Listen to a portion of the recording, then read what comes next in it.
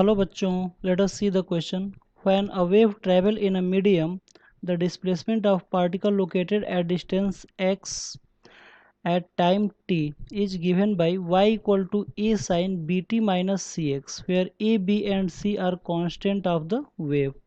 The dimension of b upon c, जो b upon C का जो डायमेंशन है are same as that of, तो वो किस ऑप्शन से मैच करता है ये हमें पता लगाना है. ठीक है, तो आइए देखते हैं कि इस क्वेश्चन का मेन की कॉन्सेप्ट क्या है, जिसके बेस पर हम लोग इस क्वेश्चन को सॉल्व करेंगे. ठीक है ना. तो इस क्वेश्चन का जो मेन की कॉन्सेप्ट है वो है कि ये क्वेश्चन जो है प्रिंसिपल ऑफ होमोजिनिटी के ऊपर बेस्ड है. This question is based on principle of homogeneity. और प्रिंसिपल ऑफ होमोजिनिटी क्या होता है, तो जैसे for example v equal to u plus a T.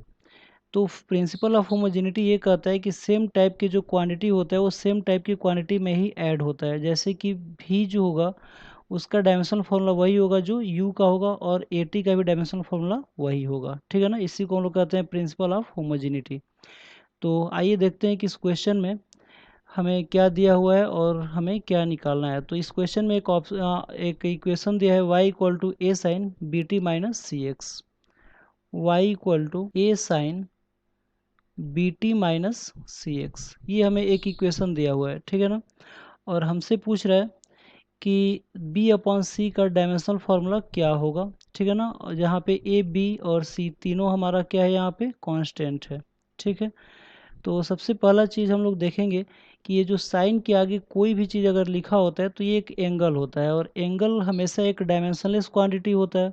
Angle का यूनिट जरूर होता है रेडियन, लेकिन उसका डायमेंशन नहीं होता है. यानी कि अगर हम बात करें कि जो B t minus c x की जो वैल्यू है या इसका जो डायमेंशन होगा वो हो जाएगा एम जीरो, एल जीरो और टी जीरो, क्योंकि ये एंगल की जगह पे लिखा हुआ है और इसलिए एंगल एक डायमेंशनलेस क्वांटिटी होता है.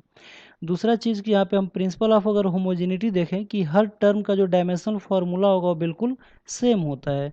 यानी कि जो डायमेंशनल फार्मूला बी टी का होगा वही डायमेंशनल फार्मूला सी एक्स का होगा, और ये किसके बराबर होगा, तो ये बराबर होगा एम जीरो, एल जीरो और टी जीरो का. तो अगर अलग अलग कंपेयर करें तो यहाँ पे बी टी यहाँ पे टाइम है तो टाइम लिख सकते हैं equal to M zero, L zero और टी जीरो. तो यहाँ पे अगर हम लोग b की वैल्यू निकालें तो ये आ जाएगा t to the power minus one.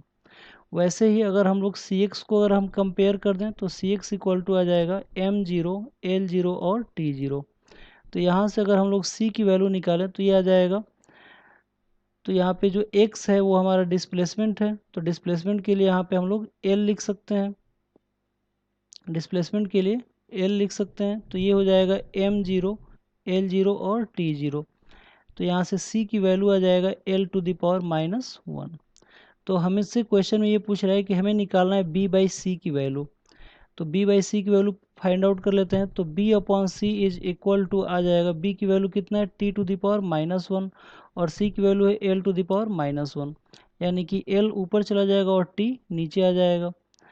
तो अगर हम इसको सॉल्व करें तो ये आ जाएगा एल टी माइनस वन, और ये जो हमारा है ये वेलोसिटी का इक्वेशन है, या सॉरी वेलोसिटी का ये डायमेंशनल फार्मूला है. ठीक है ना, तो चाहे कोई भी वेलोसिटी हो, वेव वेलोसिटी हो या फिर लीनियर वेलोसिटी हो, ठीक है ना, दोनों का डायमेंशनल फार्मूला सेम ही होता है. ठीक है ना, तो आइए देखते हैं कि ऑप्शन में कौन सा ऑप्शन सही है.